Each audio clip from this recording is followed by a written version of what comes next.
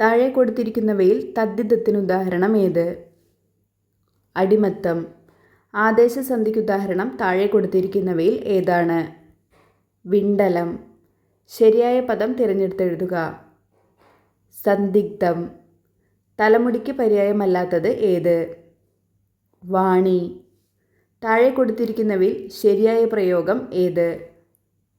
നാട്ടിൻപുറങ്ങൾ പഴയകാലത്ത് നന്മകളാൽ സമൃദ്ധമായിരുന്നു. താഴെ കൊടുത്തിരിക്കുന്നവയിൽ വള്ളത്തോൾ നാരായണ മേനോൻ എഴുതിയ കൃതി ഏതാണ്? കൊച്ചു സീത.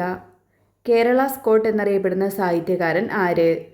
CV രാമൻപിള്ള. ONV കുറുപ്പിന് അക്ഷരം എന്ന കവിതാ സമാഹാരത്തിന് ലഭിച്ച പുരസ്കാരം ഏത്? Kendra Sahitya Akademi award. Kick the bucket എന്ന ശൈലിയുടെ ശരിയായ മലയാള വിവർത്തനം ഏത്? മരിക്കുക.